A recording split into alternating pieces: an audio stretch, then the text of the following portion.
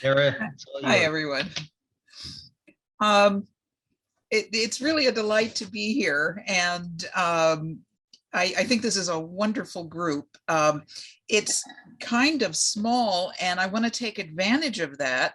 I thought what we might do is let me sort of give a general introduction of the work and the background on the transformational arc and so on. And then why don't we open it to some questions and let's chat intimately amongst ourselves, what's going on with you and your writing, and let's see if we can open up, some new ideas and some things of interest.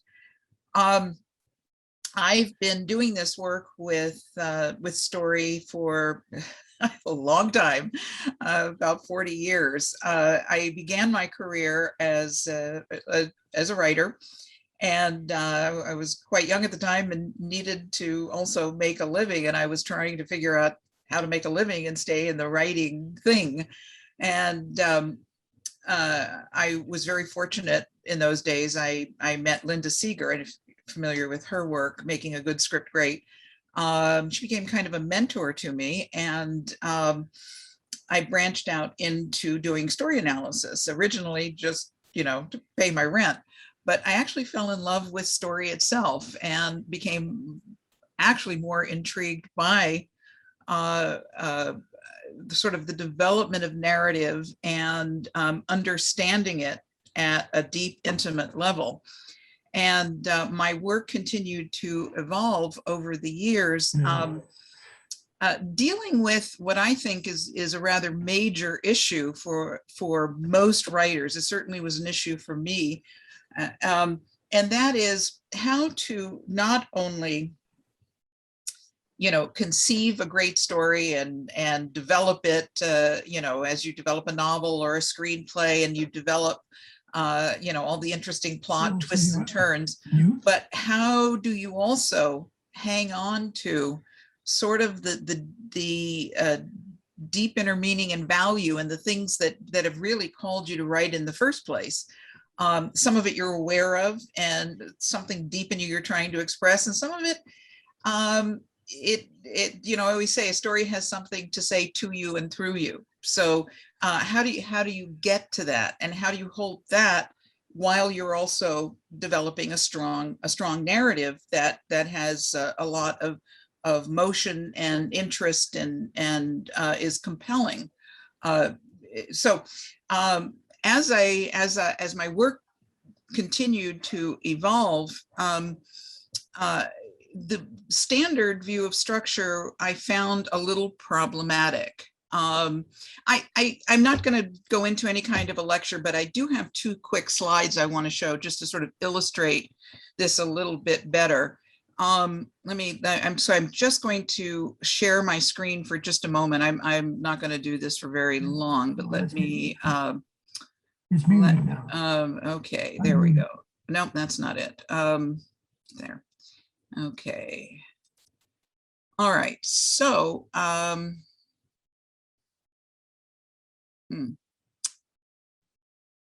here we go. All right. Okay. All right. So this is what I want to share with you. So, this is kind of the sort of the unilateral view of story structure since the time of Aristotle and the Greek. My point is that this is sort of the standard view that, and then all kinds of theories spin off of this as well, that some people call it a 3-act structure. It just means the 3-act structure really just means there's a beginning, a middle, and an end. It's not more complicated than that. And therefore, within 3 acts, there's many, many multiple ways to break them down and to look at it and so on and so forth. And it's really just an organizing principle.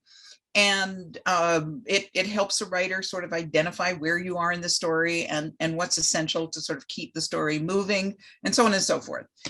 So this was sort of the standard when I started working with narrative and teaching. And the problem I had was that it just wasn't enough information. That this might be fine for sort of diagnosing a story in some way and trying to understand, what's going on and where you are in the story.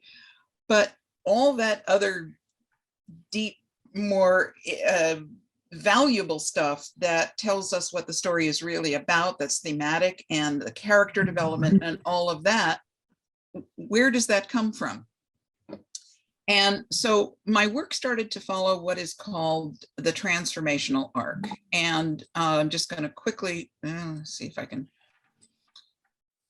Okay.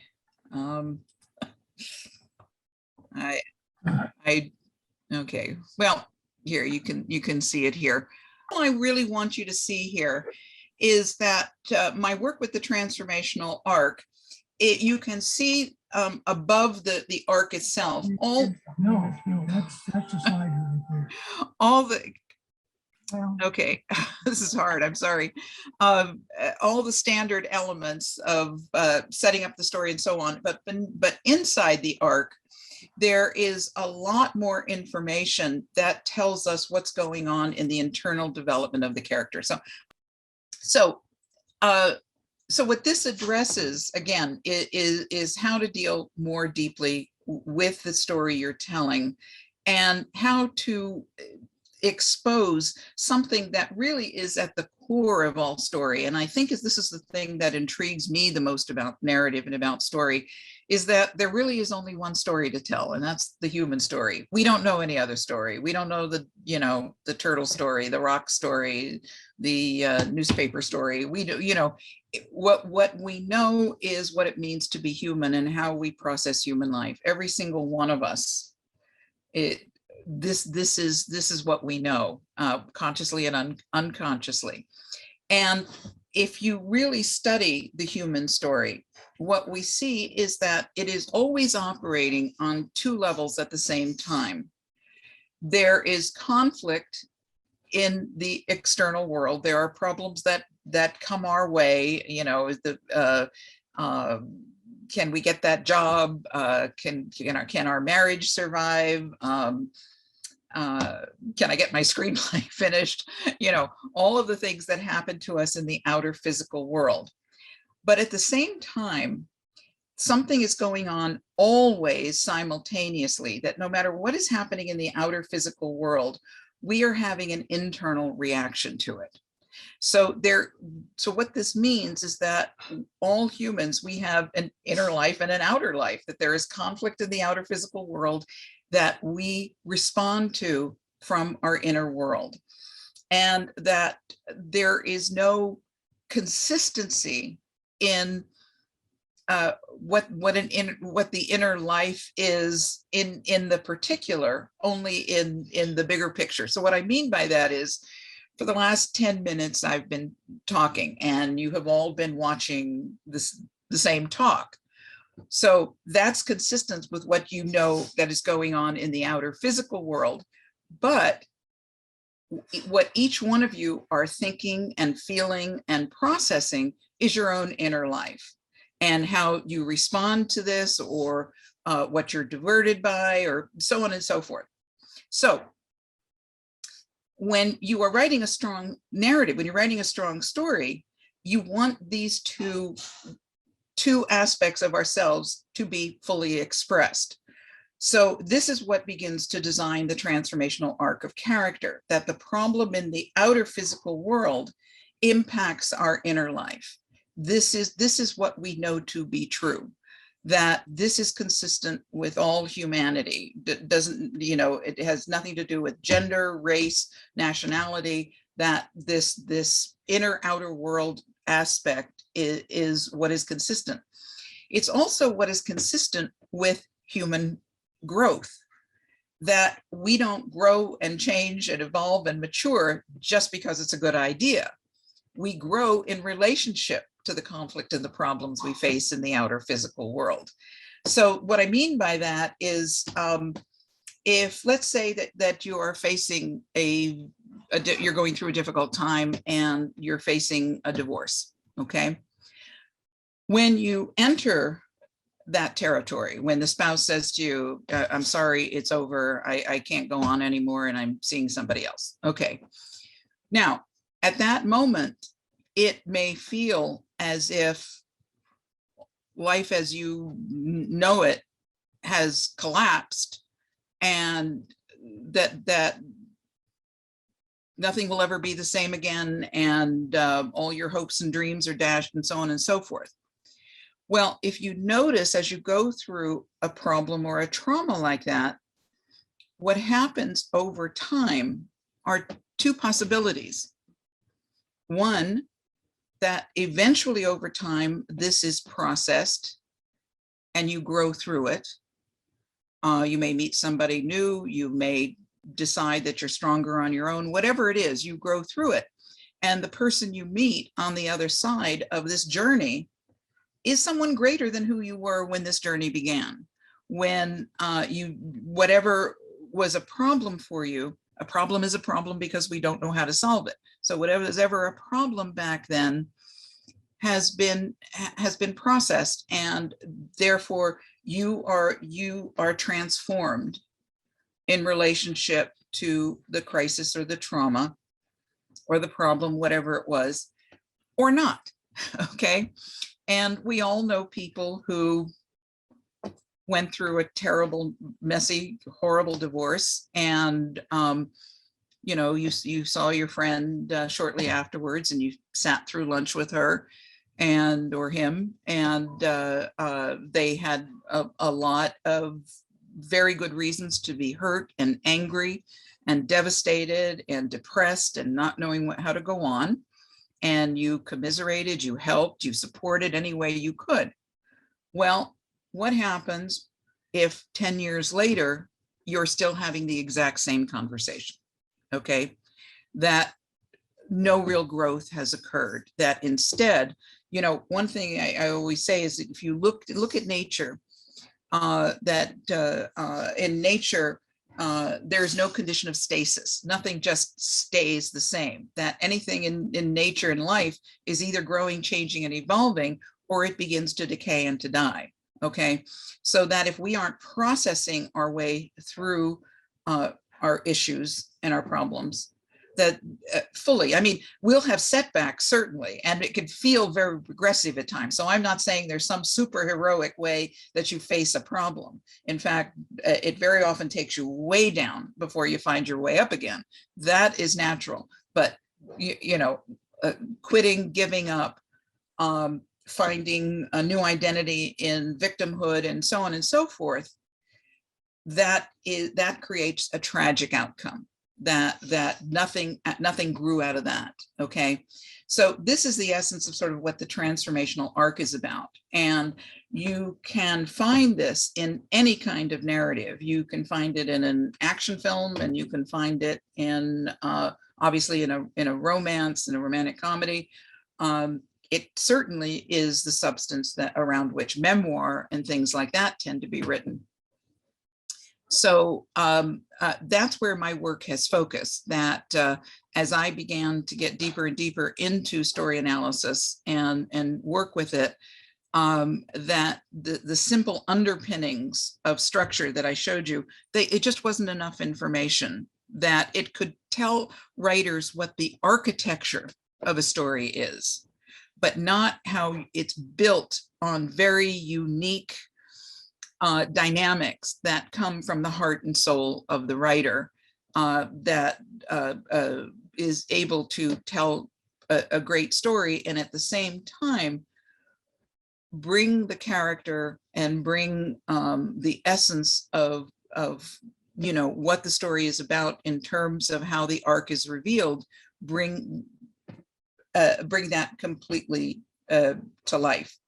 So anyway, so that's where my work has focused. And then at one point, over many years, I went back to graduate school, and I got a doctorate degree in Mythological Studies, not the study, the classic study of myth, but from the perspective of depth psychology, and looking at myth in terms of archetypal patterns that we see in the human, the human movement through life. So I always say that myth in terms of studying the human story, that one of the things we say about myth and why we look at it as an archetypal value is that the more you tell a story, the more you're telling our story. And this is why mythologies have transcended time and still are being told, because within them is the human code, is showing us who we are. So anyway, that's kind of a very, very broad rounded view of the work that I do. And when I do story analysis, I work generally with screenplays or novels, and I do an in-depth breakdown where I'm really looking at how the story is being tracked well in the outer physical world, you know, in terms of, can they catch the killers? Will they get to the church on time? Any of those kind of elements. And then I'm looking at how concurrently there is an inner movement of character that is how the character is facing the problems and the issues. And this is how a really strong story evolves in any genre, in any media. So as I said, I felt since our time here is relatively short, rather than me just doing all the chatting, I would love to hear from you. Certainly take any questions, comments, and so on, and see if we can get a nice little chat going. So let's see. I don't know that I can see everyone. I can see quite a few people. Is there anybody that would like to, that has an issue about story that you would like to chat about? As I said, my new work that I'm working on right now is something called Engaging the Feminine Heroic. And this work is not focused on female heroes. Okay. Sounds like it when you say feminine heroic, but I'm dealing with the concept that we all have masculine and feminine energy within us. And our masculine energy is how, our masculine self is how we process and push life forward in the outer physical world, how we strive to be all that we can be, to rise to spirit, to you know, embrace life and conquer, and so on and so forth. The feminine is our inner world, and it's where we face our pain, our hardship, our inner challenges. Pretty much in the world today, we put a lot of value on the masculine side of our nature, on what we can conquer, what we can, how we can exhibit success in the world and tough our way through everything and so on. But there's not very much value that is put on our inner trials. I mean, nobody throws a parade when you've gone through a Great Depression, you know. Good on you. You came through all that pain. So that's what the work is really focused on, is how we can hold this in both valuing and understanding ourselves at a much deeper level. So I think I saw a hand up. Jenny, was that you? Yeah, Hi. it's more of it's more of a comment than Sure. a question. Our anthology this year, we do one every other year for our branch, and it's character-driven stories. And I wished you would have talked to us 8 months ago, because it was a challenge to get the people in our branch to understand what we meant by a character-driven story. We're pretty lenient as far as what we accept and what we don't. So we accepted everybody that submitted, but Yeah. a lot of them are not quite, they didn't quite catch it. It was and what I tried to explain to them was that a character-driven story has to be that it could only have happened to this particular person, that it wasn't, I used the analogy of my dad, who served on a destroyer in World War II, and he was one of thousands. He was interchangeable, but Churchill was not. FDR was not. They obviously drove their portion of the war, their events in history. They weren't driven so much by events. And it just, what you're saying just really resonates, because it's who you are and what you are and how you choose to accept the world outside. To me, that makes that character driven story, not how you react to events that are coming in and knocking on your door and saying, hey, pay attention to me. So I really am appreciating what you're saying. Yeah, it's a tough genre because it can often be a little bit confused with just kind of looking and feeling your way through the character, but not much is happening, you know. And it's just as important in a character-driven story to have a strong plot, okay, where something is happening in the outer physical world that is challenging a person. You know, again, I go back to the fact that we don't grow and change just because it's a good idea. So it often is the spouse coming in and say, all right, I'm sorry, but I'm out of here. That suddenly the character now has you know, a very big issue that he or she has to deal with. You see what I'm saying? Mine, as a for instance, and yes, I do see what you're saying. Mine, as a for instance, is the beginning of a book that I chose to submit, and it's a young kid. It's at the beginning of World War II, and he grows up in this predominantly, I mean, absolute Italian household with this grandmother that just rules with an iron fist. Well, he wants to be an American. He wants to fight for America, but he doesn't get any support at home. And at the end of the submission that I did, he's on a boat going to Portugal, where he's going to be met by an Italian cousin, and the grandmother is forcing him to join the Italian army. And that's the beginning. That's the conflict, is he feels very, very American, but he's forced into this an Italian world. Yeah. And what does he then decide to do when he gets there? And how does it all unfold? And where does he go with it? And I haven't written it yet, but I kind of know where I want to go. I write a lot in my head before I put it on paper. Well, we all do. Hopefully we all do. Yeah, and that's very powerful, because normally when you're telling, let's say, you know, a big World War II story or a big war story, you start from the outside in, that all this big, you got to, you know, take the hill or do this, and then they focus on a character who's going to do that job. Whereas you're talking about looking at character who gets put in a very big situation. And yeah, that's terrific. Yeah. Thank you. I like it. It's I similar like it. it's similar to my own father, who, I don't know if you maybe you've heard it. There in World War II, there was a flying a group of pilots called the Flying Tigers. Oh, absolutely. And my father was one of them, and he came from this little Jewish family in Bayonne, New Jersey, and his father had immigrated from Austria. And Jews in Austria did not join the military. No. You didn't go anywhere near the military. So he really tried to keep my father at home. And so it was similar kind of story. I wanted to do something that was different. There are so many, like you said, these big, huge, you know, Pearl Harbor type books out there that is the events and people are forced into them. And I kept thinking, I want to do something different. I want to do something different. And I came up with this. It was just going to be a short story. And Dwight Norris, our president, called me and he said, Jenny, that's the beginning of your book. Because he knew I was trying to come up with a book to write. And I said, no, it's just a short story, Dwight. He goes, no, it's a book. Great. And so it's going to evolve, but I wanted something a little different. I don't like to just be run of the mill. Good. Who does? Who wants to be run of the mill? I support that. Does anybody else has a question, comment, track you'd like to follow? I have a comment, Dara. Sure. There's a newspaper called Epoch Times, and it's refreshing because it just gives you a lot of factual information. It's not leaning one side or the other politically and everything.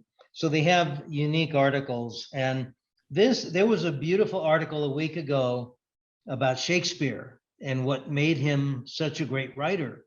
And there was a young man who visited his high school English teacher and asked for her to kind of review some of the things about Shakespeare that she taught when he was a boy in the class.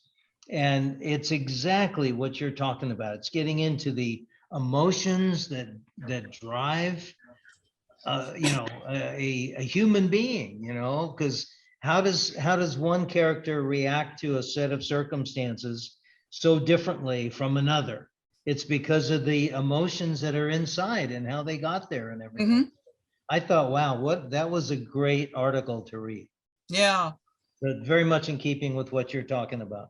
Well, I hope most of you can kind of feel it too, that if you just examine your own lives, this inner outer world reality, we certainly, I think all are of an age where this makes a lot of sense, that if we look at back over our lives and all the challenges we've had to face, that they are the center of how we have grown and evolved.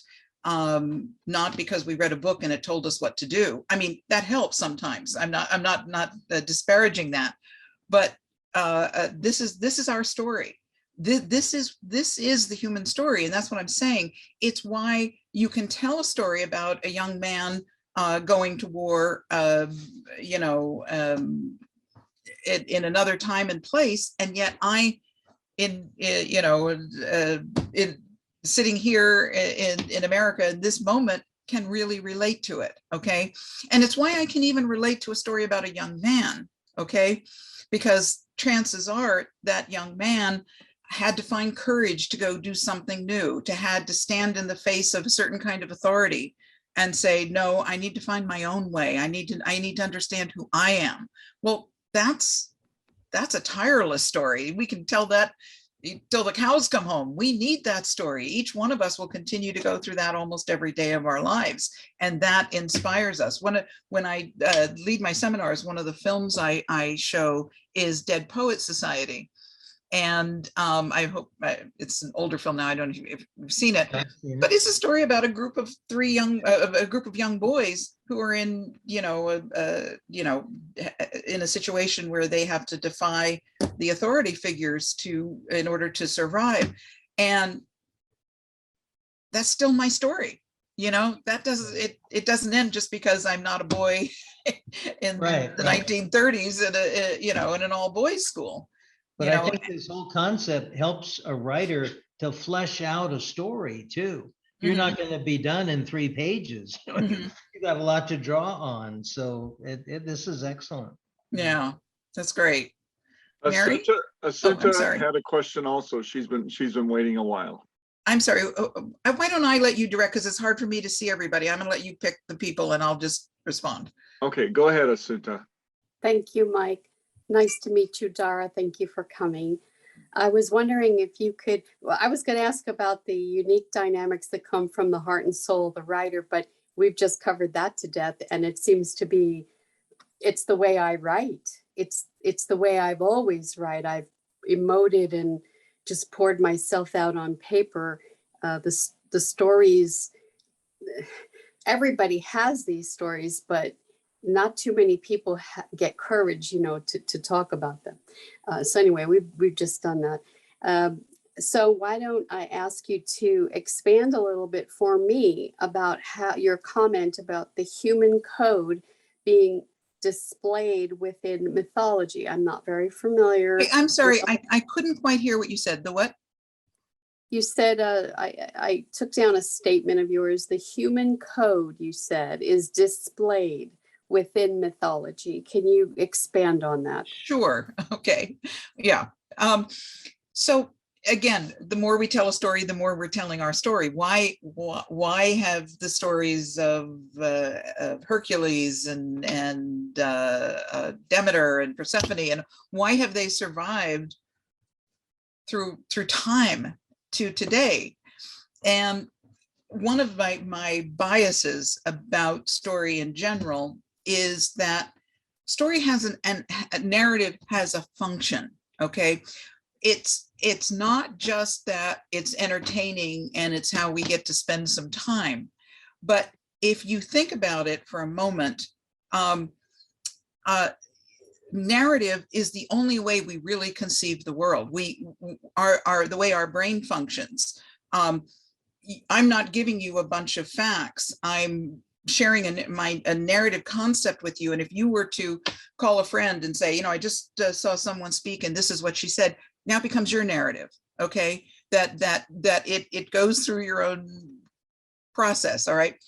And so to further, like, to make a point of this, if you think about it, this moment in time is this. It's no more than that. That's all it is.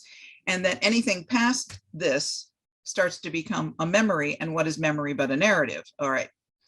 So therefore, and this is my own little theory for which I have absolutely no scientific evidence at all. But I think that narrative is, because it's ubiquitous, it is a complete part of who we are, that its function isn't just to entertain us or to communicate information, that its function is to teach us how to live. Okay, that from all through humanity, we have passed down how to live.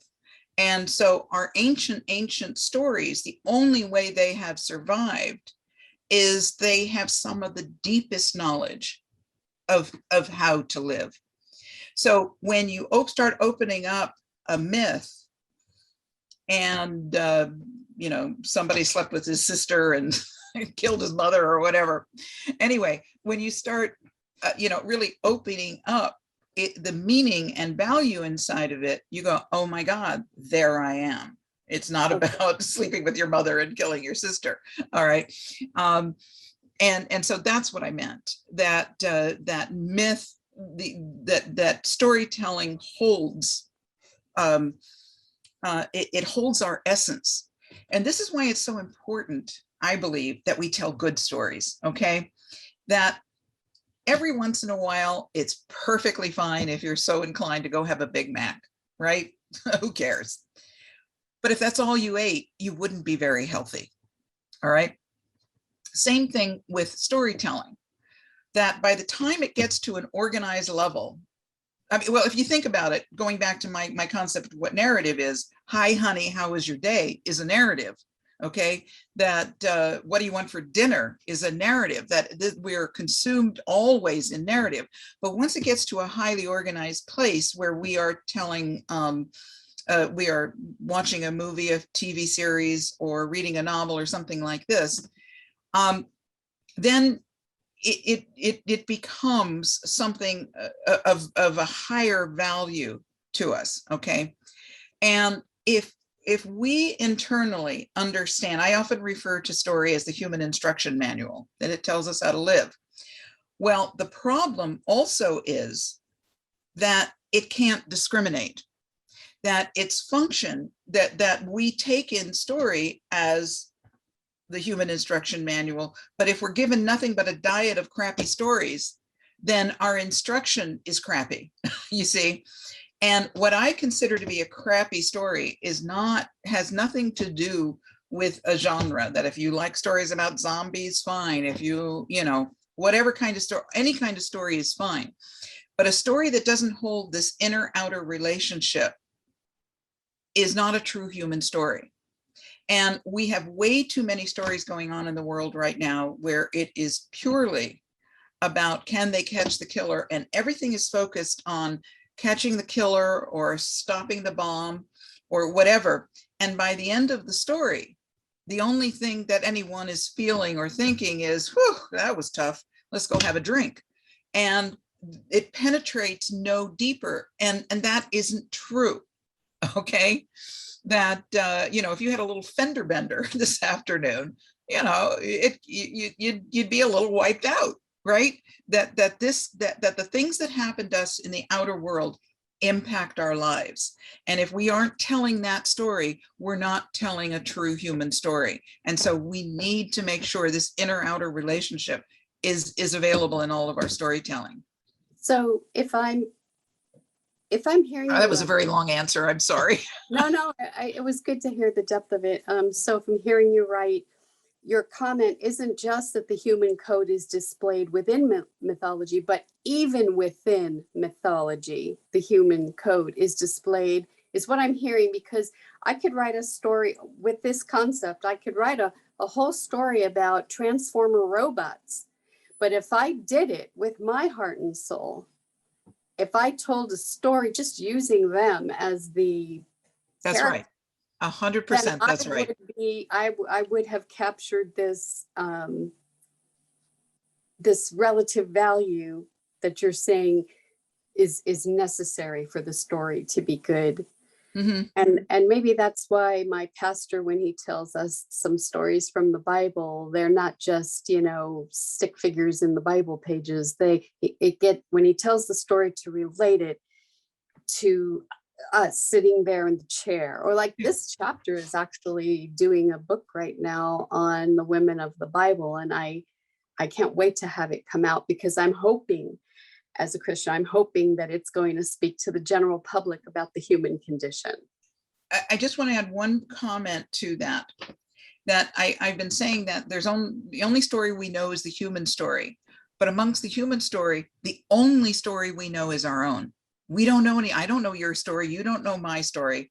I'm responsible for my story, and it's my knowledge of my story is even quite limited. Okay, but this is what I have to tell. So if you're going to tell the story of Sarah, you don't know the story of Sarah, but you know your story. You know why Sarah's story touches you, and you want to make sure that that's where it takes on something real and something valuable. Thank you, Dara. Sure. I had an observation, if I can point it out. My wife and I have been watching the newest series of James Bond films, getting ready to watch the one that's going to be released later this month. And I have noticed, and it was interesting to me as I was watching them, you know, the old James Bond, he didn't have a heart, he didn't feel, he didn't, you know, it was part of his MO that he was detached and just used people and used women and used all these things. The new James Bond, they keep asking him if he has a heart, and he keeps saying no. But all through the movies, you know, he is torn apart inside. He falls apart because a woman gets killed that he loved, and they're really pushing more of the inner life that he has, and he really cares about the people around him in the newer movies. I've just noticed that's a great observation. I've never followed that particular series of stories, but thank you for saying that, because it's something I would take a look at now, and that's very, very interesting. Yeah, the Daniel Craig James Bond movies. Thank you. Anybody else have a question, comment? I think Rusty has her hand up here. Okay, good. Go ahead, Rusty. Thank you. I've been noticing in the character arc that we're trying to be developing a memorable character, but I see a lot of quirkiness develop in characters, especially for TV programs, where they have a short time to get the reader, the viewer, to come on board. And the quirkier they are, even though they don't seem realistic, the more they're buying into the quirkiness. And I would rather write a memorable character that has more depth than a quirky one, and then ride on his tailcoat to find out what's going on in his head. Your comments? Oh, I completely agree with you, and it becomes gimmicky rather than something that is deeply developed. You know, there are a couple TV series on that I like, but I'm a little disappointed in some of the development. I really enjoyed the first season of Mrs. Maisel, the marvelous Mrs. Maisel. And it was a story that was really deeply about a woman who life didn't turn out the way it was supposed to, and very specifically. And she kept finding her way into something much more authentic. And so behind the quirkiness and behind all of that was something of real substance that really was great. But in season 2, all they dealt with was the quirkiness, you know, and that's not totally fair. I think they tried to move the narrative along, but they focused more on the quirkiness. And I'm finding what's the TV series right now about the coach in that just won the Emmy Award? Lasso? But what? I'm sorry. Say it again. Lasso? Oh yeah, Ted Lasso. Yeah.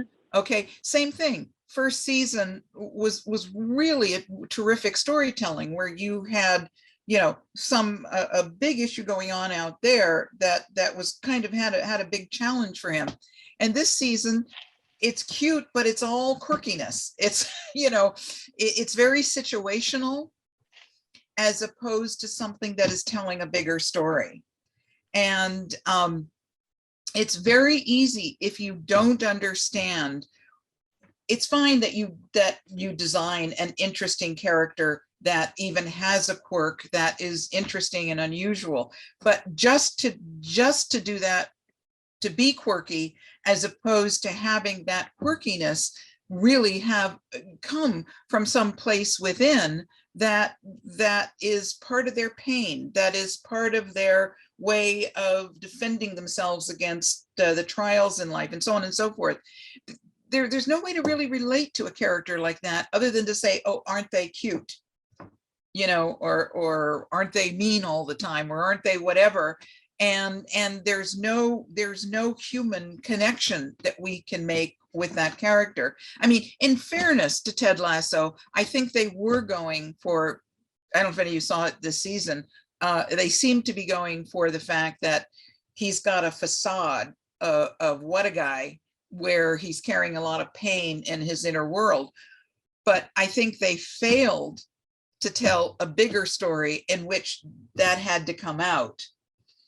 Instead, it tends to be situational. So I don't know.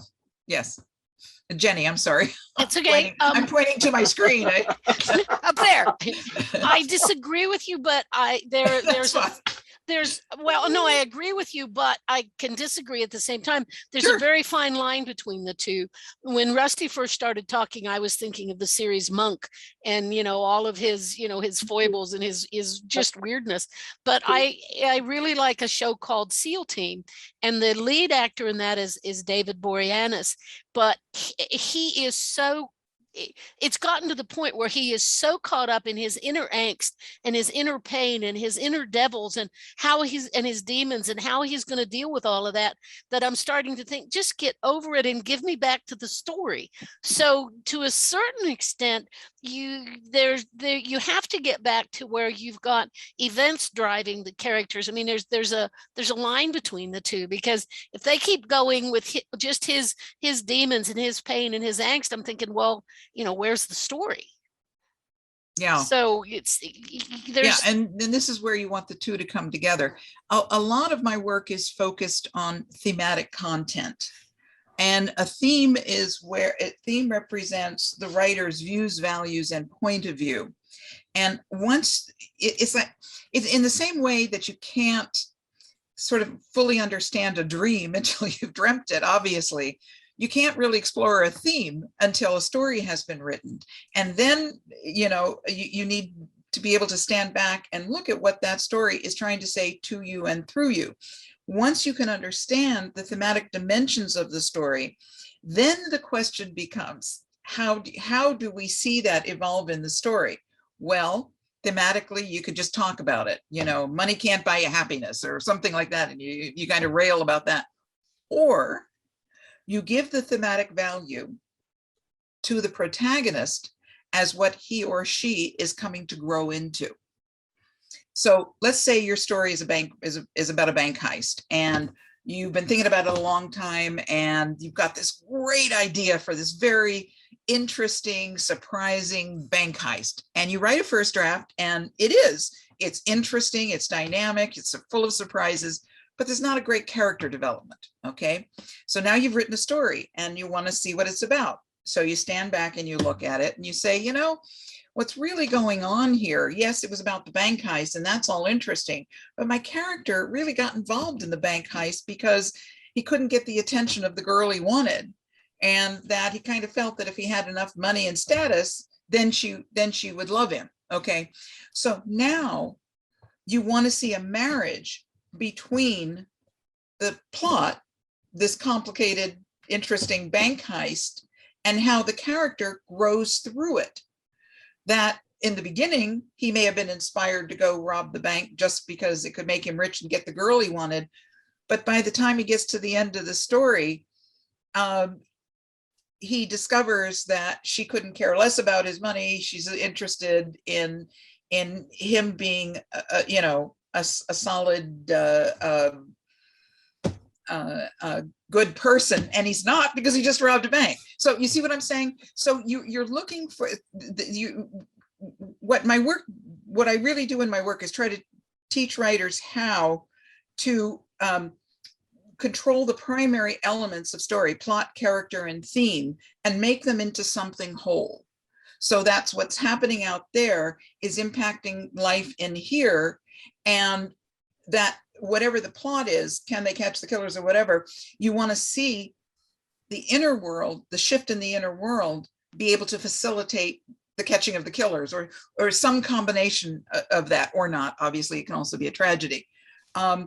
But that's one of the reasons there is often a disconnect between just creating a quirky character and having no place for it to go except to remain quirky. And it's not really anchored in anything that is related to what the story is about and how to solve whatever the story is about. Okay, you see what I'm saying? Thank you.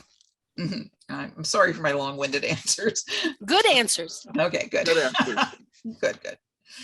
I recently had a novel that I wrote, and I have a girl who's a fan of the stories, the series that I'm writing. So I gave her the book to read before I published it, and she gave it back to me. She said, "Yeah, it was okay." And I said, "Well, what's the matter with it?" And she said, "I didn't care. I didn't care about any of the characters, and a lot of things happened, but I didn't engage with the characters." So you're right. This is the story. It's funny. Every time I haven't read one in a very long time, but I remember when I used to read Grisham novels. By the time I was done, I would throw the book across the room. I was so angry that it was like, okay, so what? He knows how to do a really, really good yarn, but at the end of it, nothing of great substance had been moved forward with the story, and it just felt very vacuous at the end, except for some of his very early works, where I think he put a lot more thought into some of it. But that's just my opinion. Again, only my opinion. There was a show called Mike, question from my end. Sure. Okay, Dara, is it a waste of time for a writer to waste his time or spend his time on a spec script? Is there any future in that for people not in the Hollywood? Now, when you're realm? talking about a spec script, are you saying for a TV series? Because that's actually for a movie. Oh, for a movie. Well, I don't think movie is a spec script. I mean, you're writing it to try to sell it.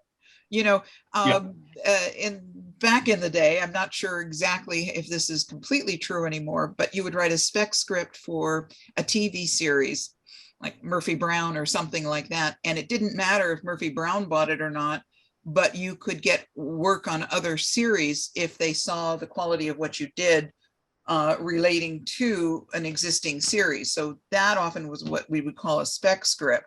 I think any script or novel you write is technically on spec, unless someone hires you to write it. Mm-hmm. And yes, this is what we do. We're addicted to this. We can't help ourselves. We can just keep just trying to do it better and to get into something meatier. One of the issues I have as a story analyst is I always feel as a story analyst, my job is to represent the story, not the writer, not the director, not the producer, but the story. That the story has something to say and it's trying to find its way into the world. And I try to help seek that out and to sort of reflect that back to the writer. So because this is coming from them. So it's their story, how do we pull this out and pull this forward? I a long time ago realized that I would be nothing but a charlatan if I aimed my work at saying, come to me as a script analyst and I will make you a great writer. I can't make anybody a great writer. I can take whoever you are and whatever you have, and I can help you make it better.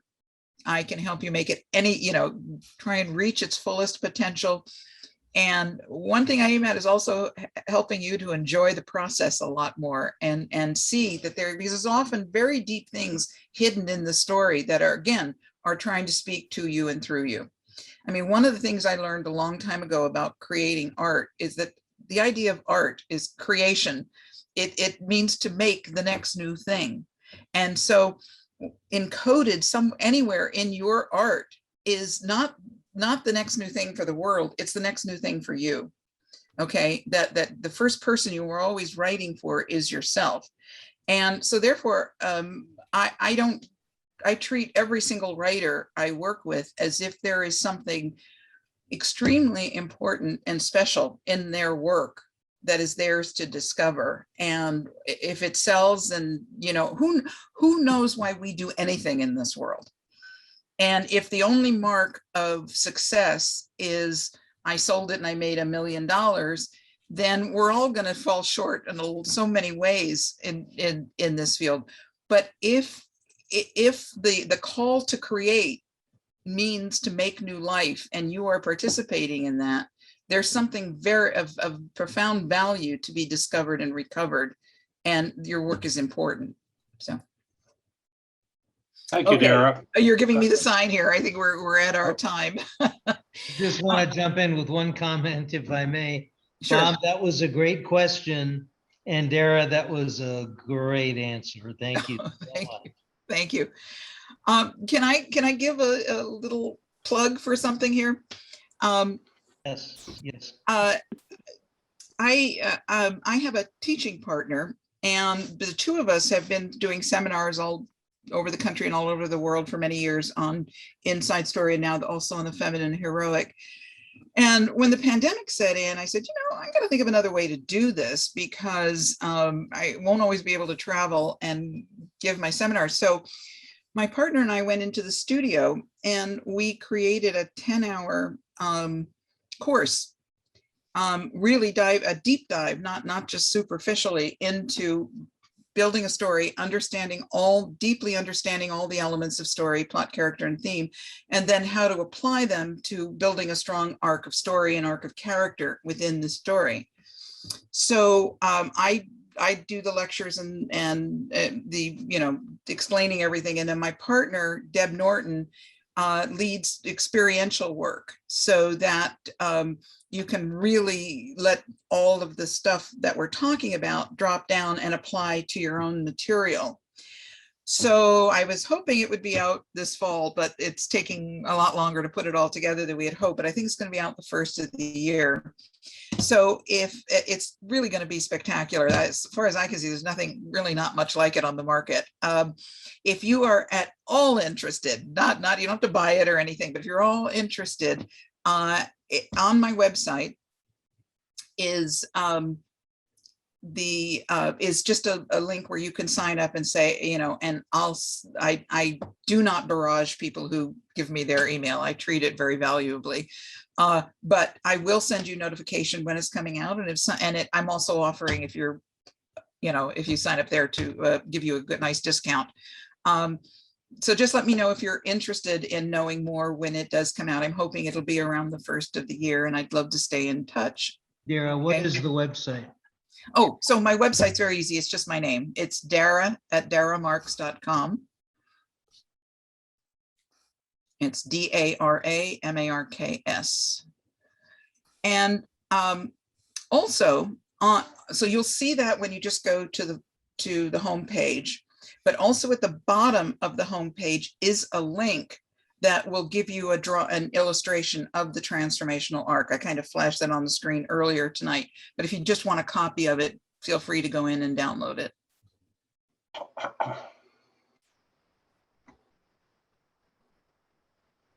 Someone is asking me if I would give you an indication of the cost. We really don't know yet, so I'm sorry. we're still in production on all of this, so Anyway, I will stay in touch if you just give me your email. And I actually don't communicate well. I mean, a lot. I'm not someone that sends out an email every week, but I will keep you informed and let you know what's going on. And also, we have retreats on the feminine heroic that are quite thrilling. We obviously haven't been doing them for a while, but that will pick up again once once we can be together again. Thank you. Dara, can I ask you a quick question? Mhm. Would it be okay with you? I do the newsletter for our club, Sure. and I'm going to do a write-up on your presentation tonight, and it's been wonderful to be with you. You Thank such you. wisdom. Back such at you. experience.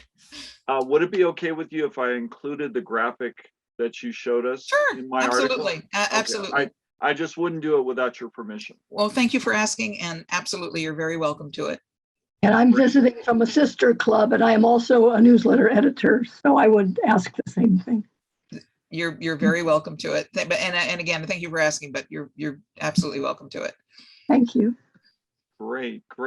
Well, Everybody, go ahead. One quick thing. Everybody talks about the restrictions of the pandemic, but one of the things that I think is so valuable is, number one, we came up with this concept of this second meeting, but like Marcia said, she's from a different branch. Asunta came from a different branch. We had somebody from Scotland talk to us. Obviously, you didn't have to drive to the high desert to talk to us. It just, you have to look for, the silver lining in all of the bad things. And this is one thing I think is very, very positive that's come out of all of these problems, is that we've got this new way of communicating. So, and we're all feeling a lot more comfortable with it, I think, too. Thank you. Yeah, you're absolutely. So thank you. No, thank you all. All right. Thank you, Dara. I think that's wrapping it up. And can we all express our thanks to Dara for her time today? Thank you all. Thank you all. All right, bye. Bye-bye. Bye-bye. Thank you, Dara. We appreciate everything you shared with us. Totally my pleasure. Bye-bye.